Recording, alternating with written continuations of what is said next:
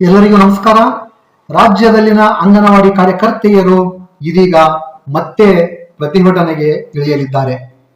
ಕರ್ನಾಟಕ ಸರ್ಕಾರ ಅಂಗನವಾಡಿ ಕಾರ್ಯಕರ್ತೆಯರ ಬೇಡಿಕೆಗಳ ಈಡೇರಿಕೆ ವಿಚಾರದಲ್ಲಿ ಯಾಕೆ ತಾತ್ಸಾರ ಮನೋಭಾವ ಧೋರಣೆಯನ್ನ ತೋರ್ತಾ ಇದೆನೋ ಅರ್ಥ ಆಗ್ತಾ ಇಲ್ಲ.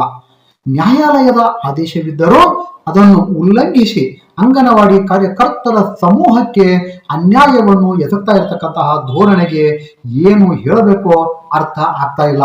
ದೇಶದ ಸುಪ್ರೀಂ ಕೋರ್ಟ್ 2022 ಏಪ್ರಿಲ್ 22ರಂದು ನೀಡಿದಂತಹ ಮಹತ್ವದ ತೀರ್ಪಿನಲ್ಲಿ ಅಂಗನವಾಡಿ ಕಾರ್ಯಕರ್ತೆ ಮತ್ತು ಸಹಾಯಕಿಯರಿಗೆ 2011ರಿಂದಲೇ ಪೂರ್ವಾನ್ವಯವಾಗುವಂತೆ ನಿವೃತ್ತಿ ಉಪಧನವನ್ನು ಅಂದರೆ ಗ್ರ್ಯಾಚುಟಿ ಮೊತ್ತವನ್ನು ನೀಡಬೇಕು ಅಂತ ಆದೇಶವನ್ನ ಹೊರಡಿಸಿತ್ತು. ಆದರೆ ಕರ್ನಾಟಕ ಸರ್ಕಾರ ಇದನ್ನ ಇಂದಿಗೂ ಪಾಲಿಸಿಲ್ಲ. ಸುಪ್ರೀಂ ಕೋರ್ಟ್ ಆದೇಶದ 3 ವರ್ಷಗಳ ನಂತರ ನಿವೃತ್ತ ಕಾರ್ಯಕರ್ತರಿಗೆ ಗ್ರ್ಯಾಚುಟಿ ನೀಡುವ ಆದೇಶವನ್ನ ಹೊರಡಿಸಿ ಅದರಲ್ಲೂ ದೊಡ್ಡ ತಪ್ಪನ್ನು ಎಸಗಿತು ಕರ್ನಾಟಕ ಸರ್ಕಾರ.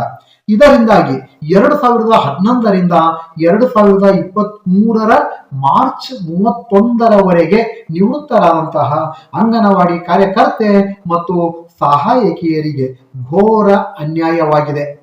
ಕರ್ನಾಟಕ ಸರ್ಕಾರ 2023 ಏಪ್ರಿಲ್ 1ರಿಂದ ನಿವೃತ್ತರಾದ ಕಾರ್ಯಕರ್ತರಿಗೆ ಮಾತ್ರ ಗ್ರ್ಯಾಚುಟಿ ಹಣವನ್ನು ಮಂಜೂರು ಮಾಡುವ ಕುರಿತು ಆದೇಶವನ್ನ ಹೊರಡಿಸಿತು. ಈ ಕ್ರಮ 2011ರಿಂದ 2023 ಮಾರ್ಚ್ ಅಂತ್ಯದವರೆಗೆ ನಿವೃತ್ತರಾದಂತಹ ಕಾರ್ಯಕರ್ತರ ಸಮೂಹದಲ್ಲಿ ತೀವ್ರ ಅತೃಪ್ತಿಯನ್ನ ಉಂಟು ಮಾಡಿತು. ಅಂಗನವಾಡಿ ಸಂಘಟನೆಗಳು ಸರ್ಕಾರದ ಈ ಕ್ರಮವನ್ನು ಆರಂಭದಲ್ಲಿ ಗಟ್ಟಿಯಾಗಿ ಪ್ರತಿಭಟಿಸಲಿಲ್ಲ.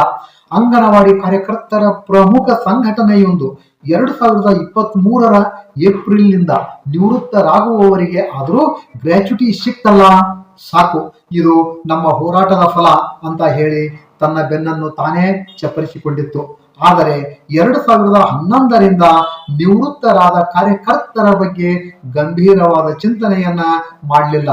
ಆಮೇಲೆ ನೋಡಿದರಾಯಿತು ಬಿಡಿ ಅಂತಕ್ಕಂಥ ಒಂದು ಉದಾಸೀನ ಧೋರಣೆಯನ್ನ ತೋರಿದವು. ಸರ್ಕಾರ ಇದೀಗ 2023 ಏಪ್ರಿಲ್ ನಂತರ ನಿವೃತ್ತರಾದವರಿಗೆ ಯಾವಾಗ ಗ್ರ್ಯಾಚುಟಿ ಮೊತ್ತವನ್ನ ಮಂಜೂರು ಮಾಡಿತೋ ಆಗ ಅಂಗನವಾಡಿ ಸಂಘಟನೆಗಳು 2011ರಿಂದ ನಿವೃತ್ತರಾದವರಿಗೂ ಗ್ರ್ಯಾಚುಟಿಯನ್ನ ಕೊಡುವಂತೆ ಒತ್ತಾಯಿಸಲು ಆರಂಭಿಸಿದವು. ಗ್ರ್ಯಾಚುಟಿ ನೀಡಿಕೆ ವಿಚಾರದಲ್ಲಿ ಸರ್ಕಾರದ ತಾರತಮ್ಯ ಧೋರಣೆಯನ್ನ ಪ್ರತಿಭಟಿಸಿ ಇದೀಗ ಸಿಐಟಿಯು ಸ್ವತಂತ್ರ ಸಂಘಟನೆಯನ್ನ ಹೊರತುಪಡಿಸಿ ಇನ್ನುಳಿದ ಅಂಗನವಾಡಿ ಕಾರ್ಯಕರ್ತೆ ಮತ್ತು ಸಹಾಯಕಿಯರ ಸಂಘಟನೆಗಳು 2011ರಿಂದ ನಿವೃತ್ತರಾದಂತಹ ಅಂಗನವಾಡಿ ಕಾರ್ಯಕರ್ತೆ ಮತ್ತು ಸಹಾಯಕಿಯರಿಗೂ ಕೂಡಲೇ ಗ್ರ್ಯಾಚುಟಿ ಹಣವನ್ನ ಮಂಜೂರು ಮಾಡುವಂತೆ ಪಟ್ಟು ಹಿಡಿದು ಹೋರಾಟವನ್ನ ಮಾಡಲಿಕ್ಕೆ ತೀರ್ಮಾನವನ್ನ ಮಾಡಿವೆ. ಎಐಟಿಯುಸಿ, ಪಿಯುಸಿಸಿ ಸೇರಿದಂತೆ ಇತರೆ ಅಂಗನವಾಡಿ ಸಂಘಟನೆಗಳು 2025 ಜೂನ್ 4 ಬುಧವಾರದಂದು ಬೆಂಗಳೂರಿನ ಫ್ರೀಡಂ ಪಾರ್ಕಿನಲ್ಲಿ ಪ್ರತಿಭಟನೆಯನ್ನ ನಡೆಸಲು ತೀರ್ಮಾನಿಸಿವೆ. ಕಳೆದ ತಿಂಗಳು ಜಿಲ್ಲಾ ಕೇಂದ್ರಗಳಲ್ಲಿ 2011ರಿಂದ ನಿವೃತ್ತರಾದ ಅಂಗನವಾಡಿ ಕಾರ್ಯಕರ್ತೆ ಮತ್ತು ಸಹಾಯಕಿಯರು ಪ್ರತಿಭಟನೆಯನ್ನು ನಡೆಸಿ ಗ್ರ್ಯಾಚುಟಿ ಮೊತ್ತವನ್ನ ತಮಗೆ ಕೊಡಬೇಕು ಅಂತ ಸರ್ಕಾರಕ್ಕೆ ಮನವಿಯನ್ನ ಸಲ್ಲಿಸಿದ್ದಾಗಿದೆ. ಇಳಿ ವಯಸ್ಸಿನಲ್ಲಿ ಇರತಕ್ಕಂತಹ ಮಹಿಳೆಯರನ್ನ ಸಾಮಾಜಿಕ ಭದ್ರತೆ ಯೋಜನೆಯಿಂದ ವಂಚನೆ ಮಾಡ್ತಾ ಇರತಕ್ಕಂತಹ ಧೋರಣೆ ಸರಿಯಲ್ಲ.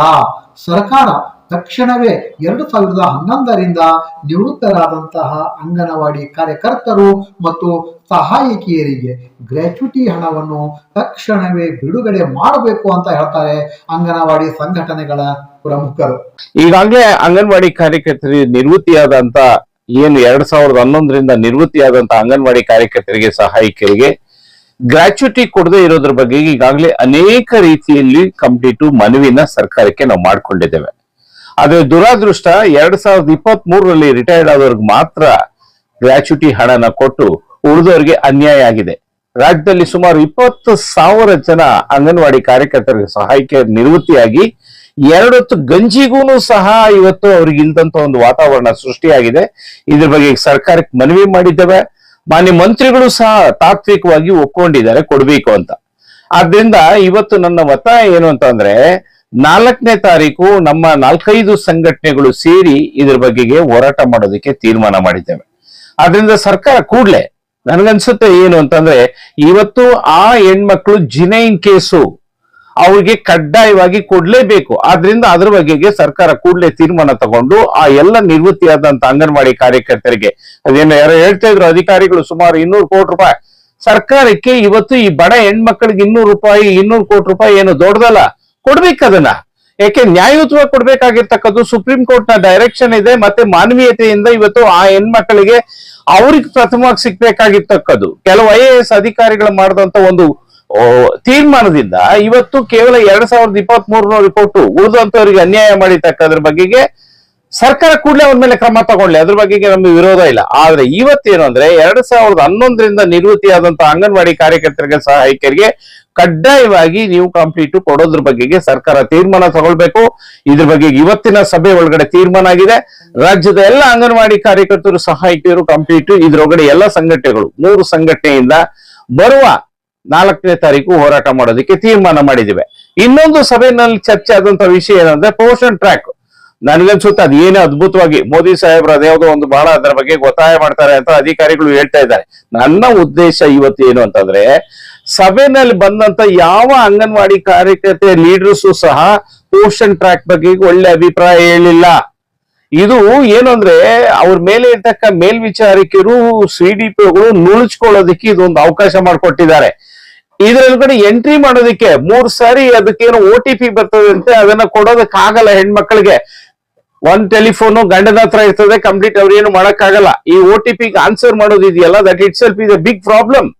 ಆದ್ರಿಂದ ಸರ್ಕಾರ ಇವತ್ತು, ಯಾಕೆಂದ್ರೆ ಕರ್ನಾಟಕ ಬಹಳ ಸಾಫ್ಟ್ವೇರ್ ನಲ್ಲಿ ಬಹಳ ನಾವು ಮುಂದುವರೆದಿದ್ದೇವೆ ಅಂತ ಸಡಲೀಕರಣ ಮಾಡಿ ಸಾಮಾನ್ಯ ಅಂಗನವಾಡಿ ಕಾರ್ಯಕರ್ತೆಗೂ ಸಹ ಕಂಪ್ಲೀಟ್ ಅದನ್ನ ಯಾವ ರೀತಿಯಲ್ಲಿ ಅಂಕಿ ಅಂಶಗಳನ್ನ ಎಂಟ್ರಿ ಮಾಡ್ಬೇಕು ಅನ್ನೋದ್ರ ಬಗೆಗೆ ಮಾಡ್ಬೇಕು. ಅಲ್ಲಿವರೆಗೂ ನನ್ಗನ್ಸುತ್ತೆ ಏನಿರ್ತಕ್ಕ ಪದ್ಧತಿ ಅದರಲ್ಲಿ ಸೂಪರ್ವೈಸರ್ ಏನ್ ಮಾಡ್ತಾರೆ, ಅವ್ರ ಕೆಲಸ ಏನು, ಪ್ರತಿ ವೃತ್ತದ ಸಭೆಗಳೊಳಗಡೆ ಅವರು ಅದ್ರ ಬಗೆಗೆ ಪರಿಶೀಲನೆ ಮಾಡಿ ಮಾಡ್ಬೇಕಾಗಿರ್ತಕ್ಕಂಥ ಅವ್ರ ಕರ್ತವ್ಯ. ಅದಲ್ಲದೆ ಅದ್ರ ಮೇಲೆ CDP ಇರ್ತಾರೆ. ಅವರಿಬ್ರು ಬೇಜವಾಬ್ದಾರಿತನದಿಂದ ಈಗ ಯಾರಿಗೆ ಕಟ್ತಾ ಇದ್ದಾರೆ, ಅಂಗನವಾಡಿ ಕಾರ್ಯಕರ್ತರಿಗೆ, ಸಹಾಯಕಿಯರಿಗೆ ರೆಸ್ಪಾನ್ಸಿಬಿಲಿಟಿ ಮಾಡಿ ಅವ್ರ ಮೇಲೆ ಕ್ರಮ ತಗೊಳ್ತೀವಿ ಅಂತ ಹೇಳಿದ್ದಾರೆ. ಅದರಿಂದ ಕೂಡಲೇ ಇದ್ರ ಬಗ್ಗೆ ಇವತ್ತು ನಾವು ಜೂನ್ 4ನೇ ತಾರೀಕು ನಿವೃತ್ತ ಅಂಗನವಾಡಿ ಕಾರ್ಯಕರ್ತರು ಮತ್ತು ಸಹಾಯಕಿಯರ ಹೋರಾಟವನ್ನು ಹಮ್ಮಿಕೊಂಡಿದ್ದೇವೆ. JCTU ಇಂದ, AITUC, TUCC ಹಾಗೂ AIUTUC ಇಂದ ಹಮ್ಮಿಕೊಂಡಿದ್ದೇವೆ. ಕಾರಣ ಗ್ರಾಚ್ಯುಟಿ ಆಕ್ಟ್ ಬಂದು 1972ರಲ್ಲಿ ಬಂತು.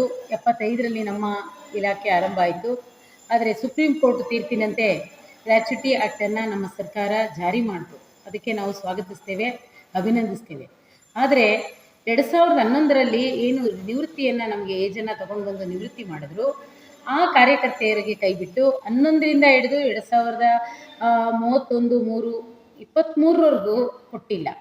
1/4/23ರಿಂದ ಜಾರಿ ಮಾಡಿದೆ ಸರ್ಕಾರ.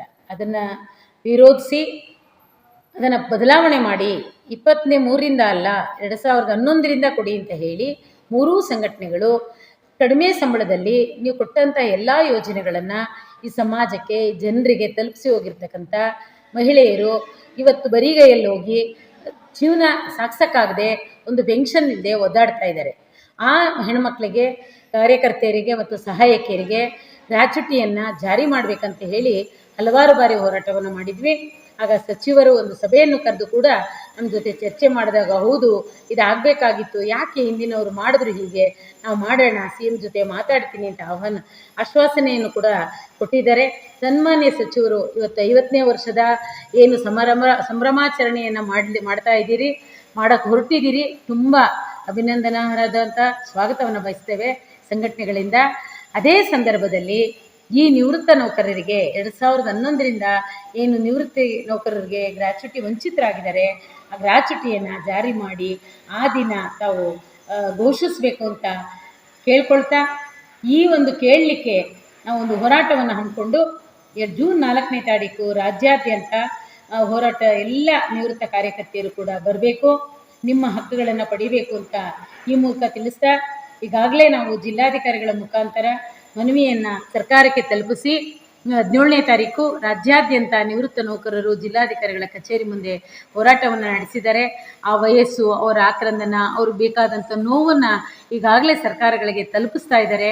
ಆದ್ದರಿಂದ ಸರ್ಕಾರ ಈ ಒಂದು ಗ್ರಾಚ್ಯುಟಿಯನ್ನು 2001ರಿಂದ ಕೊಡಬೇಕು. ಮತ್ತು ರಾಜ್ಯದ ಎಲ್ಲ ಕಾರ್ಯಕರ್ತೆಯರು ಕೂಡ ನಿವೃತ್ತ ಕಾರ್ಯಕರ್ತೆಯರಿಗೆ ಮಾಹಿತಿಯನ್ನು ತಿಳಿಸಿ